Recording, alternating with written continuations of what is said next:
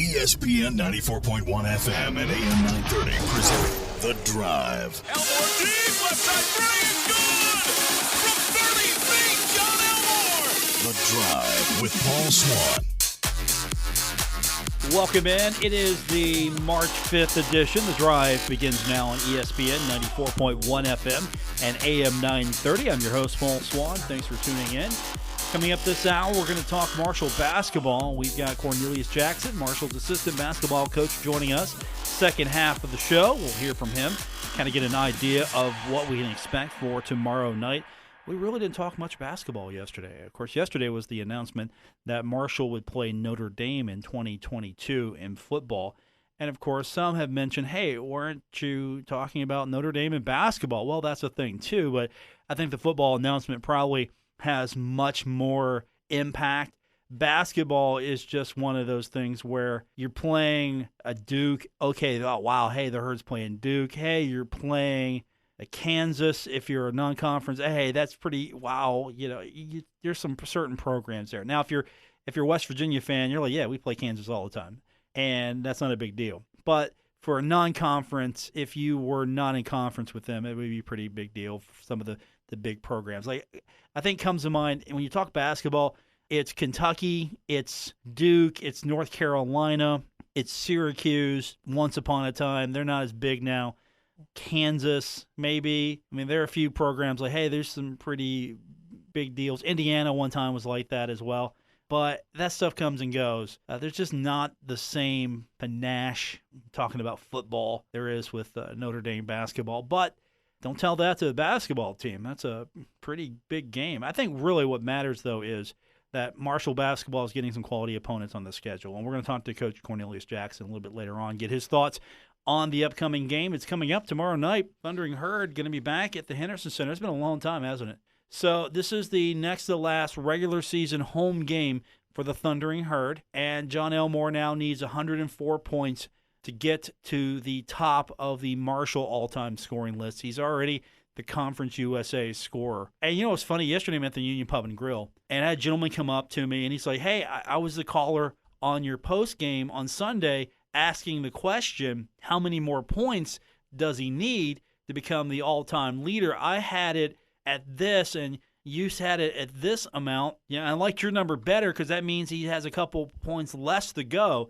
And really, what he needs is 103 points, and he's going to tie. He ties Skip Henderson. He gets 103 points, he's good. He's the all-time leader in Marshall University basketball. He gets 104 points, he's all by himself. Either way, he's one of the best ever. He passed John Taft, and John Taft was amazing.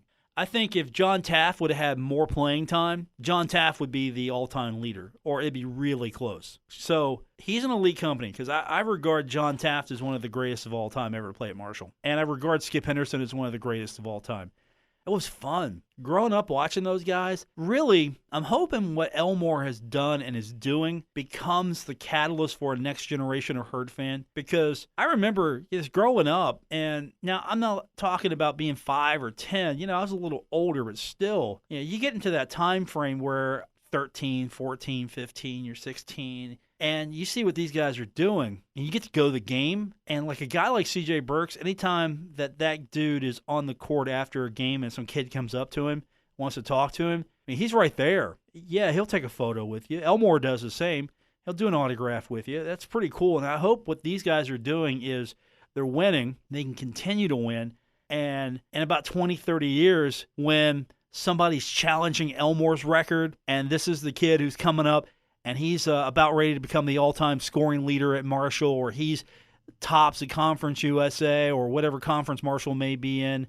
I'm hoping that people are like, yeah, he's right up there with Elmore and Taft and Skip Henderson. I remember watching Elmore play, and he was amazing. I mean, that's how some of us are right now with Skip Henderson, John Taft, so many others, what they were able to do and accomplish, and it was just fun. I mean, it was a fun time for Marshall basketball, really, to follow those guys and be a part of those times where Marshall was winning conference championships, getting to the NCAA tournament, and I'm hoping that we see that on a more regular basis for Marshall basketball with these guys. Really, who's coming up next? That's the thing that excites me most. Who's coming up next? Where's the next superstar coming? Where's that next kid that's coming that can maybe challenge John Elmore's record? Where's that next superstar that's coming up next that can maybe be the all-time assist leader? Can they do it all together? Can he be the assist leader and the scoring leader? Because that's amazing. That was a Chuck McGill stat. Nowhere else in the country, no other conference has your all-time scorer and your all-time assist leader be the same guy. And that's a solid get for Chuck McGill doing the research on that. And I love what this guy comes up with every time I sit near him. I'm like, okay, what silly stat have you come up with now? What obscure, nobody knows it until you find it, and now it's a really important stat because we didn't know it and we should have. What's coming out of your mouth? What's coming out of your keyboard?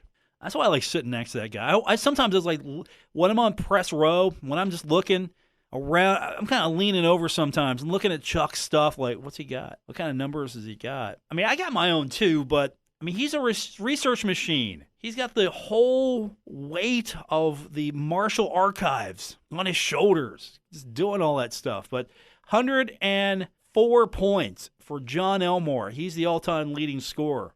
I mean, that was kind of common knowledge, but I did the math on the fly right there, and I'm pretty good. I'm pretty good if you throw it out to me real quick. I mean, and you got to look at his career. I mean, he might not win Player of the Year in Conference USA, and that's okay. That's all right. Stand at the end as the lone team. You've got the conference tournament trophy. You've got the automatic bid to the NCAA tournament, and then you're good. Don't worry about Player of the Year. That doesn't mean anything. Standing at the very end with that championship, you're going to the tournament. Second year in a row, you're going to the NCAA tournament. Yeah, that's what you're playing for right now. He's not playing for 104 points. He's not playing for Conference USA Player of the Week again. Those are nice. Those are great stats. But I think these guys have bought in.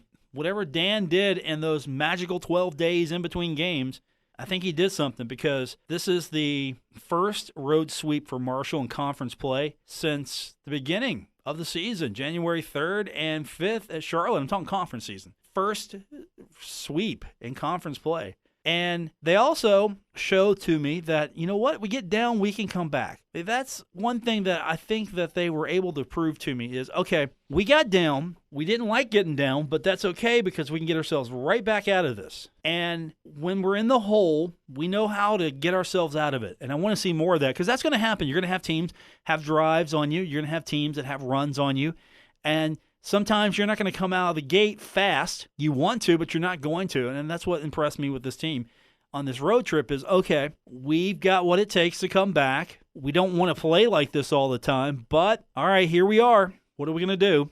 And, of course, again, you've got John Elmore's colorful description of what Coach D'Antoni said to him. Bunch of bleeps and win the game. I wish I would have been on the sideline. Had a recorder up just getting that. I would love to have heard the unedited version of that. Just Coach D'Antoni like, look, what are you doing? And I'm saying it so eloquently. I'm paraphrasing here. He's probably like, what are you doing? It's probably the best I can come up with and keep this a family program. All right, we'll continue on. We've got a full show for you, so we'll talk more Marshall basketball. They've got FIU coming up and then FAU. We've got later on Marshall basketball coach Cornelius Jackson. You know, Dan D'Antoni's your head coach, but boy, that Cornelius Jackson guy, he can coach too. He's going to be a head coach somewhere. I think so. I think Corny's going to be a head coach somewhere. But he's right now going to be on the program here in about 30 minutes. We'll talk to him.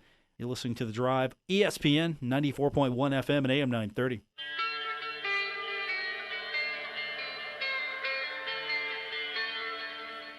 Now, back to The Drive with Paul Swann on ESPN 94.1 FM and AM 930.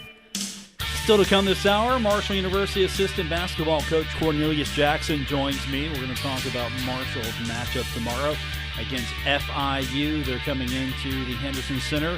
They've been doing pretty good so far in pod play. Thunder and Herb would like to finish pod play with a couple more wins. And then we get to the tournament next week. Is going to be fun. How many of you are making a trip, actually? I'm just kind of curious. Is this going to be more of the same where you're going to be watching from afar, or are you going to make the trip? Not like the old days. You remember the old days? Some of you don't. I'm pontificating about something you probably don't remember. Or you're thinking, oh, yeah, we remember the MAC. No. So the conference tournament, those were the good days. That was fun, just going down to the Southern Conference tournament, and it was like an exodus for some of those teams, and Herd fans would just come in and just snap up their tickets. Really, it was. If a team got eliminated, it's like Herd fans were waiting. They were ready. They were snapping up the unused tickets for the next day. And I don't know if it's because the conference just isn't built for that. Really, that's the problem. I think that's the problem with Conference USA. They're in a great facility. Sure, it's a football practice facility, but it's a great facility. I've seen other events in there, and it's a multi-purpose facility. It was built by the Dallas Cowboys. They build first-rate, first-class facilities. No question, it's a great place. But we've got a conference in which Marshall, they get into the tournament, which they have. They've got to make the trip to Texas. Conference USA, you're playing in Texas, and I don't know if there's going to be any place you could play this Conference USA tournament that's going to make sense. So I guess you're going to have to stay in Texas. And, of course, it makes sense for the conference from a logistics standpoint for the conference. I mean, really, for them, they're just down the road. They don't have to pull up and relocate. They're just down the road. Not that big of a deal for them. But for several teams, yeah, you're making a big leap to Texas. You're going to the Star. You're playing this tournament in this football facility. And I don't know what the fan base is going to look like this year. I'm hoping that some Thundering Herd fans will choose to travel. But it wasn't like the fun days. Heck, Conference USA, playing in Memphis was fun. I know you can't do that now, but Thundering Herd, get to the championship game. Herd fans are in the car. Let's go. We're going to go to the championship game. We're going to snap up those tickets, and we're going to see the Herd play for the conference championship.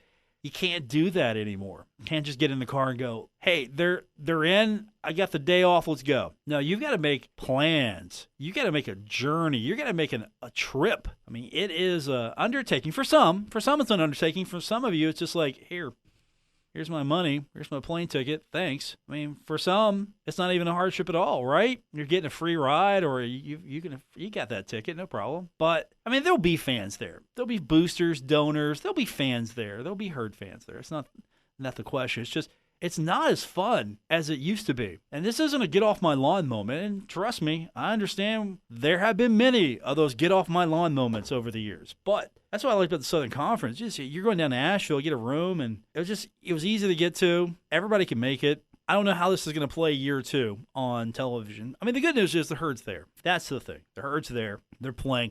They don't care. I think that's the key. At the end of the day, that team gets the court, and they don't care. They look at the court. Okay, is it the same court we play on elsewhere? Same dimensions, same everything? Yep. Okay, let's go. Let's play. They're playing hoops, and that's all they care about. But I'm just kind of curious how many of you are going to go. So hit me up on social.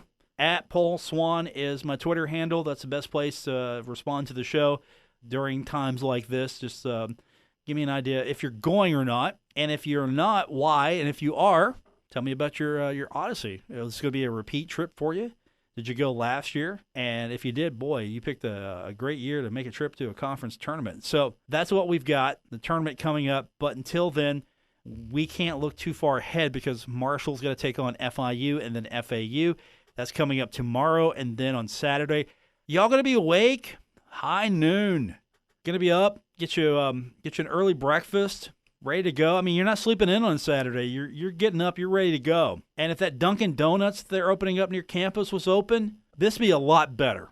I hope they get that going soon. Right now, just whoever the foreman is on that, speed it up.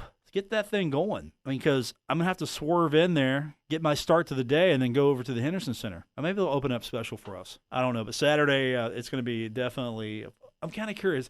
What kind of crowd we're going to see? Tomorrow night's a Wednesday night, and you know how that goes. Wednesday night for years, not a well-attended night. Why is that? Well, I tell people, it's church night. Come on, it's church night. People are going to church. It's Wednesday night. That's a thing here. Saturday, though, I'm kind of curious. How large of a crowd will we see? Could be senior day as well. Last chance to honor the seniors of the team. Of course, you hope that they extend their season in the Conference USA tournament. Maybe get to the NCAA tournament once again. Or maybe they get hot here. They win these last two. Then they get to the championship game. Maybe somebody in the NIT goes, they finished sixth, but they went on a tear. They did all right. Maybe we give them a bid. Who knows? And really, what is the best thing that's going to happen to Conference USA? Is it somebody else represents Conference USA, someone else, some other team represents Conference USA in the NCAA tournament, and then the committee has to look at Old Dominion and go, all right, are they in? Did this pod thing work?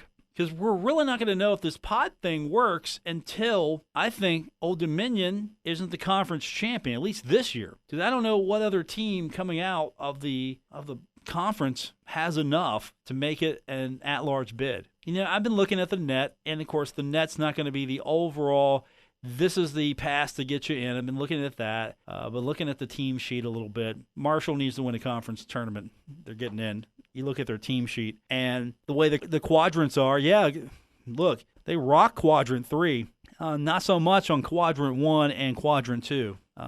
They Quadrant 4 as well. I mean, they do okay there. Actually, they did okay, I think, with Quadrant 2. I don't have the team sheet right in front of me here, but they did okay. But not good enough, but they're getting hot late. They're winning games. They're getting to a point where I think they're going to be a legitimate threat in Conference USA in the postseason and the tournament. We don't know yet until they get on the court, but right now, you go with a hot hand, right? They're the hot hand. I mean, maybe pod play is working out for them, okay? Getting ready for the tournament. They're feasting on teams that they should beat and maybe had some problem with, and they beat them now and got their confidence back, and they'll come in here and take on the Florida schools, and they'll get the win there. Won't be necessarily easy. FIU is not going to be an easy out for them.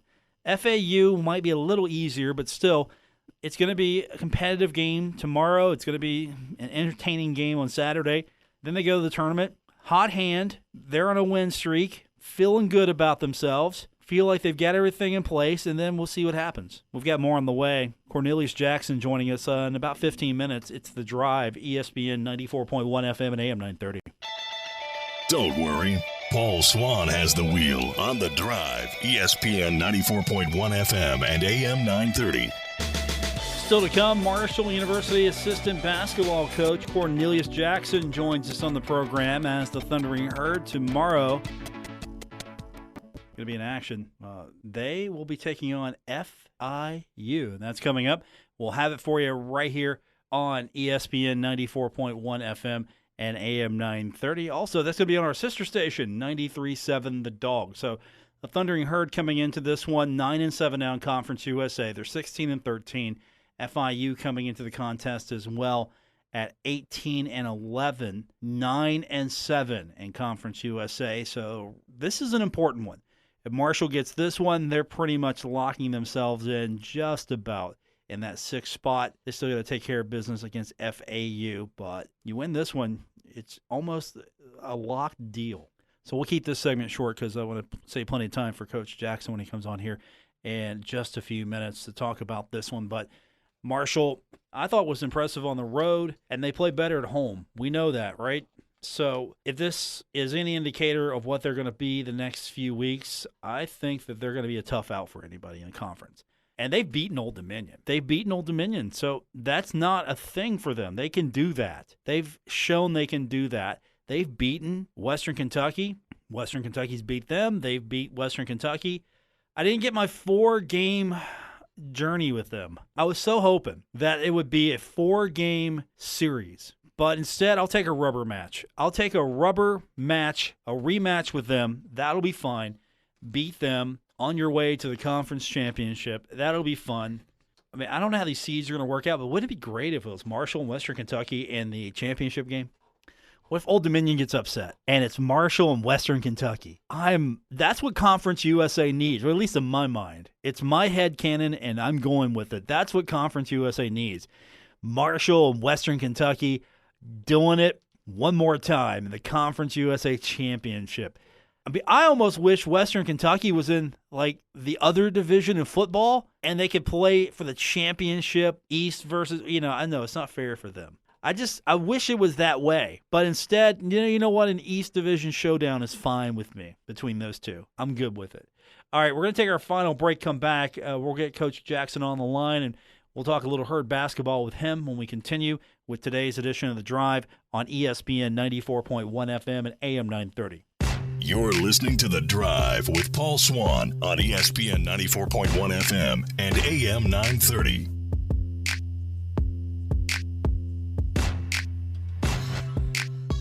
It was a fun weekend of basketball. The Thundering Herd going on the road, two of the toughest places, I think, in Conference USA this season, come out with victories, and now they get to defend the home court.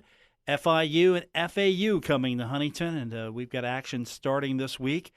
Bonus play continues, and to tell us a little bit more about what we can expect from this Thundering Herd team, Marshall University Assistant Basketball Coach Cornelius Jackson joining us, and that was impressive going on the road. I know you guys felt you could do it, but you really made a statement by going to not only a place that nobody has won in conference, nobody has won in the regular season, win.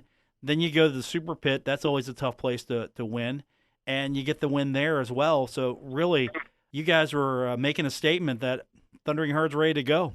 Yeah, Paul, we were ready to play. We went down, and I think the rest really helped us, those days off that we had leading up to the La Tech game. And thought the guys came in and they were focused and they had good energy. And we had a couple of good practices leading up to that game, and they just carried it over. And that was obviously the start of the first game on that road trip. Then we got that one done and traveled over to Texas the next day. And again, continued the energy, continued our focus, and was able to battle back against a tough North Texas team and get that W as well. So you got the two victories. You get to come back now to the friendly confines of the Henderson Center. And I think, thankfully, John Elmore got the Conference USA scoring record out of the way. He only had to get a few points to do that. So now that that's out of the way, and I know he's not a record keeper, but I'm sure it was just nice. Okay, we've got that. Let's just go play some basketball now because, well-deserved. He's Player of the Week in Conference USA. He's the all-time leading scorer in conference now, and I know these guys know how to handle distractions, but still, that stuff is, you can just move forward now and get to this weekend, play some basketball, and get to the conference tournament. Definitely. That's obviously that's a big accomplishment for John. It'd be big for anyone, but it's big for John, it's big for Marshall University, it's big for our program as well. Coming home, like you said, it's our safe haven. But one thing we can't do is be too comfortable and think just because we're at home, we're guaranteed wins. Coach D'Antoni harps on these guys all the time as far as the records and all of that. Just that he focuses on just playing the game now, and everything else will take care of itself. And I think if we keep that playing the game now type attitude, then we'll come in and we'll be focused tomorrow and focused on Saturday as well. What's your impression of FIU at this point? They've been pretty solid these last few days as well. So pod play's been good to them. They were a challenge before. What's changed or what's stayed the same with them? They're good. After we played our first time around, we talked about how much better they were this year, and you can actually tell what they're trying to do in terms of how they're trying to play. Their identity-wise, and they're good. It was a shootout here. I think we won by 7, I believe, last time they came up here a few weeks ago. So it's going to be a shootout. We have to be ready to play. We had a good practice today. We thought we cleaned up some things and some of the mistakes we made against those guys last game, but you still have to play the game. Hopefully we come out ready and with the same intensity and same focus that we just came off of the road trip with. Yeah, they put up a lot of points, but you've shown you can as well as a team. And I think what impressed me the most was these last two games. This was really maybe Marshall basketball, what we know this team can do. Shooting percentage was up. They were amazing from the three-point line. They were pretty good as far as being a team. You had several guys in double-digit scoring. So, across the board, do you think this is maybe the best two-game effort you've seen out of these guys in a while? Was this maybe the most complete effort, or at least take that back, not effort, but complete game? I know they're working out there. Effort's probably the wrong word. Well, we played well. Like you said, I wouldn't say effort. I would probably say the most consistent, basing off of 2 games. Because we've had some stretches where we look really, really good, but I think off of this trip, we played good back-to-back games. Again, man, Coach, he talks about the hillbilly ball. Everybody, that's the thing, and we moved the ball. We got good looks. We touched the paint. We kicked out to open shooters, and we do that. We make shots because obviously the shots are easier when you draw people and you kick it to wide open shooters. And these guys, they're talented, man. They can shoot it. Coach gives them the freedom to shoot it. He he gets more mad at a guy that passes up open shot than a guy that takes open shot and misses it. So I think that has a lot to do with the player's psyche, knowing that they have that freedom to take open looks. It did feel like, though, maybe it was just because they were there that there was several times where, they were still playing fast, but they made 2 or 3 passes, found their open shooter. Was it just maybe they were just in rhythm more so than anything? Because that's what it felt like. They were coming down, they were finding their shot. So, you think that was more an issue, just, okay, we have found our shot finally. We have found the open guy to get the right look. Yeah, I think that's something that we always, as coaches, we harp on, and it's just a matter of harping on it, I guess, more and getting those guys to do it. But again, they're very capable. And we talked about, Coach D'Antoni talked about on several occasions, even today, he was, screamed a couple of times, get the ball in the paint. So we focus on getting the ball in the paint more, again, trying to draw people. Because what's happening, we're a team that we throw multiple lobs. We throw a lot of lobs to our role guys. And they, the defensive teams now, they're trying to suck in so much because they're worried about Tavian and Jansen and those guys going and catching lobs, so that they're sucking the defense in and taking our road guys away. So it's just a matter of us driving in. If the road's there, the lob's there, you make that read, you make the pass. If not, you kick it out to the open guy. If he has it, shoot it. If not, you kick it to the open guy. So we did a good job of that again down at La Tech in North Texas, and we must bring that same extra pass, getting to the paint mentality back at the Henderson Center tomorrow. Marshall University Assistant Basketball Coach Cornelius Jackson joining us on the program, and the Henderson Center tomorrow night's the place to be, and then again on Saturday. So we got a normal time on Wednesday. We've got the early game on Saturday, and then off to the tournament. But these are going to be specialty games. You've got 2 more games here in the regular season with some of these guys, and that's going to be it as far as maybe their career on the Cam Henderson floor. You're hoping that your next journey after Texas is the NCAA tournament. Yeah, I hope. I told a high school coach last night in Arkansas. We were talking about one of his players, and he's a good friend of mine. I said we have some of the best fans in the country, and I meant that. I didn't say that lightly to him, and I'm trying to get him to bring the kid up for a visit. But I said, look, man, we have some of the best fans in the country. And I just hope that these next 2 games, that they show up and show out, especially for our seniors. Those guys have done so much for Marshall University, for Marshall basketball, for the city of Huntington. Again, they've made history, obviously, last year, looking back. And John is the leading scorer in Conference USA history, and I believe the leading assist guy as well. So C.J. Burks is right there, Rondell. Those guys have done so much, and I know that our fan base will show up Wednesday and Saturday, show their appreciation and seeing these guys out on the right foot. Yeah, I hope a lot of people show up as well. And you mentioned Rondell. I know we in the media, we always focus on the guys that score the most, the John Elmores and the C.J. Burks of the world, and those 2 are dynamic. But I love watching Rondell play. Anything you need him to do, he does. And I don't know what this team would look like without him, and I'm grateful that I don't have to know, because it just feels like you're getting 110% from him. Everything he's got, and then he goes and gets some more just to give it to you. Exactly, Paul. Rondell's one of those guys, man. He could easily be a starter.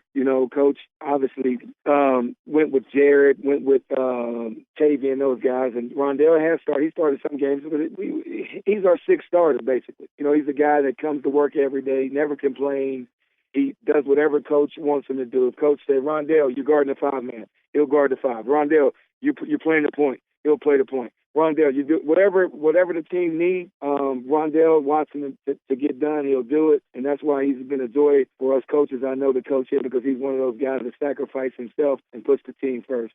Well, Coach, I'm going to let you save your voice because you're going to need it tomorrow night, and I can't wait to see what happens. I'm excited. This is going to be, I think, a really great matchup between these 2. I know one thing.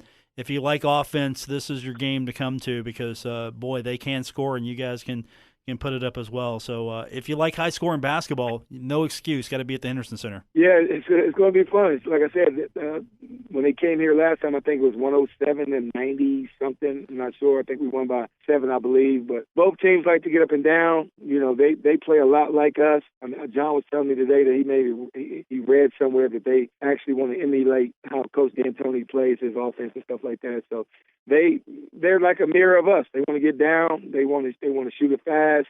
those guys have the freedom. They have a really, really good players. They have a really good point guard and Beard, and so should be fun. We're gonna come out. We're gonna give it our best effort. Hopefully the fans will show up again and show those guys, those seniors, some appreciation. Even though senior night is not until Saturday. But hopefully the people show up and show out and show these guys appreciation. Coach, thanks. Appreciate you doing this again, and we'll see you tomorrow night at the Henderson Center. All right, Paul. See you. Thanks. It's Coach Cornelius Jackson. That's Corny Jackson. He's Coach Cornelius Jackson when he's on the show. And good talking to him again as the Thundering Herd getting ready for the weekend against the Florida schools. And, of course, FIU and FAU are the next opponents for the Thundering Herd. And after that, off to the Conference USA tournament, hopefully as a 6th seed. We'll have a better idea, if not tomorrow night, Saturday, what that bracket's going to look like after it's all said and done. The good news is Marshall's in the tournament. Just seeding is now needing to be decided. And I will say this. I was kind of skeptical in a way of pod play, and I still am. But at the same time, you see a team like Marshall find its second win and really bounce back from whatever was going on with them. And they've got a few wins now, and they've got some momentum. So maybe that's going to give them a better opportunity. And you see a couple of teams at the bottom half of this conference and the bottom fighting to get into a playoff spot. And I thought that would be good for this league to have at least everybody have a chance close to the end. Maybe not working out the way I thought it would, only because there was maybe just too much of a gap between the bottom teams. But at least you're getting to see these teams play for something. At least the bottom teams. I think the middle teams, they're playing for seeding, which is important, and for momentum. And the top teams are playing just for seeding right now because Old Dominion won the conference championship.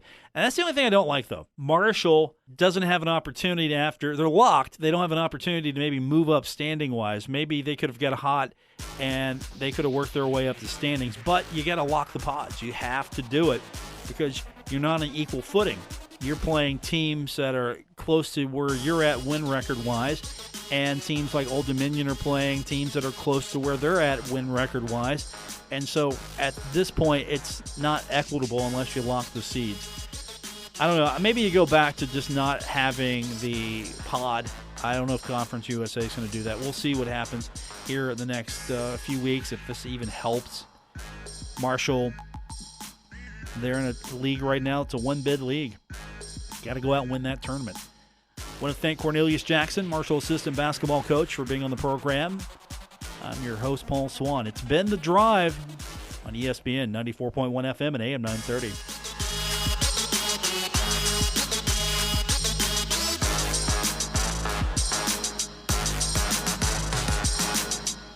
WRBC Huntington, W227BS Huntington, your flagship home of the Marshall Thundering Herd and The Drive with Paul Swann, ESPN 94.1 FM and AM 930.